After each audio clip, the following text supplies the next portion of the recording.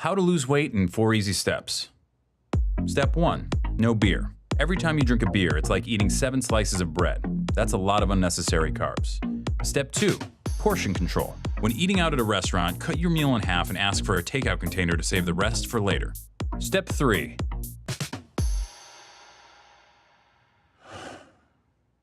have your heart broken. And not just broken, but shattered by a girl who never loved you and never will. Try to get your shit together and join a gym. Start going to the gym regularly, and even though you don't know that much about exercise and you're way too weak to do pretty much anything but lift 5-pound weights with the old people, do it until your sweat makes a puddle on the floor. Then go home and go to bed. And the next day, do it again. And then again. And then again. Then go to work and listen to stories of your ex-girlfriend fucking around with gross and terrible people. Stories from your coworker friends who think they're doing you a favor. Pretend that it doesn't bother you. Pretend that being forced to see your ex at work every day isn't fucking killing you. Pretend that everything's fine. Go to the gym and make more puddles of sweat. Buy books. Learn about different muscle groups and how they work together. Plan out your week of meals. Try to forget her. Back to the gym, more puddles of sweat. You're a piece of shit. You are a piece of shit. You are a piece of shit. After the gym one night, go all the way up to the top of the parking garage and walk all the way to the back. Look out at the lights of the skyscrapers of downtown and think about how every single one of those office lights represents a person. Try to imagine how they feel, what they're doing. Then realize that most of those lights are probably shining into offices with no one in them. Realize you're alone, that you're staring at no one. Become cripplingly depressed and try to locate your car. Go to sleep, go back to work, go to the gym, sweat, freak the fuck out on your ex. The next day, apologize. One day, she wears the necklace you bought her and tells you that she got it from someone really special. That night, you discover that Slayer's Angel of Death might be the perfect song to do squats to. Start to make friends at the gym. You used to look down on bro nods and fist bumps, but since that's how gym rats communicate, that's become the language you speak most often. Max and you spot each other on Wednesdays, Vinny and you spot each other on Fridays. It's important not to forget that you're a piece of shit. Work, gym, food, sleep, over and over. More fist bumps, more sweat puddles. Your body changes slowly, then all at once. You hit your goal weight, pick a new one, then hit it again. You go out and buy new clothes. You receive wave after wave of compliments. Your ex tells you that she's seeing someone else. Fucking bullshit. That night you go to the gym. You run farther and lift more than you thought your body was capable of. You go home and eat a single chicken breast and steamed vegetables. You go to sleep. You dream of a bottomless black puddle. No. No. No. There's a girl you see a lot at the gym who always does these weird leg exercises you've never seen before. You make it a point not to look at her because you're overly worried about looking creepy. Like that guy in the blue shirt who never wears underwear and always hangs around the lat pull-down machine. But you notice this girl is always at the gym when you are and seems to always choose the bench next to you. You turn up the Slayer and concentrate on making your puddles bigger. At work, your ex parades her new boyfriend around, flatly ignoring you the entire time. He's taller than you, in better shape than you, and significantly better looking than you.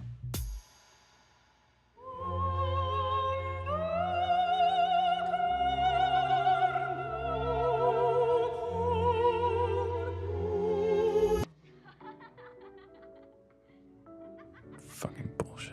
That night, you bench press double your body weight. You sneak a photo of yourself in the mirror and email it to yourself with the subject heading, "You are a warrior."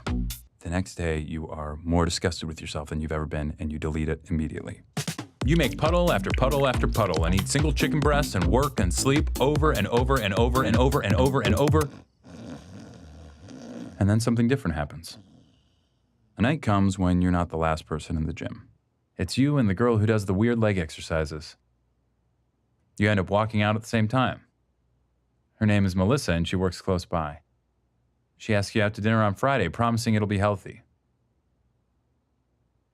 The leg exercises are pivoting curtsy lunges. You start seeing Melissa a lot, both inside the gym and out. You add a couple cheat days to your week. You start getting a lot less sleep.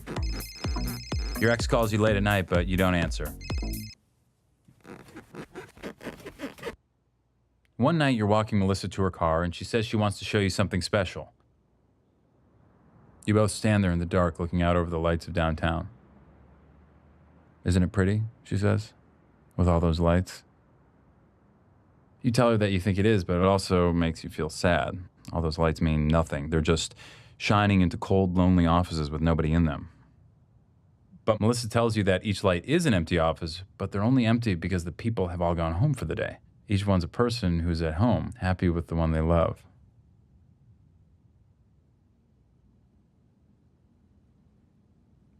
You look at her in the lights, and she smiles. Something in your chest expands.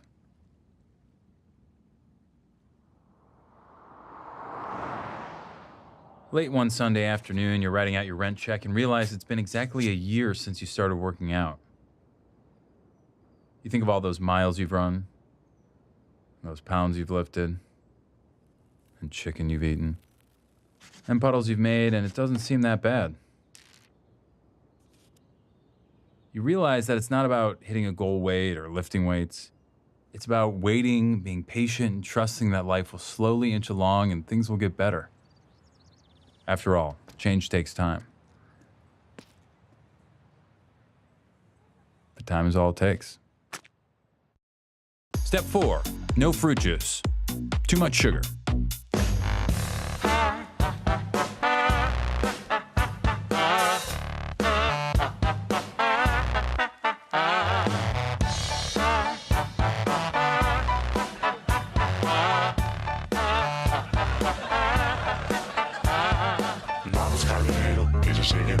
Cuida bien tu planta, crea con esmero, enciende tu pipa, dale a tu tripa, acrecienta tu conciencia, fuma tu plantita.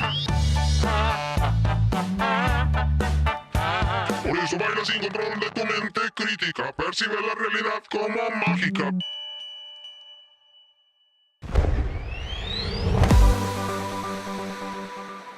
Check out Jash on Go90 for more videos.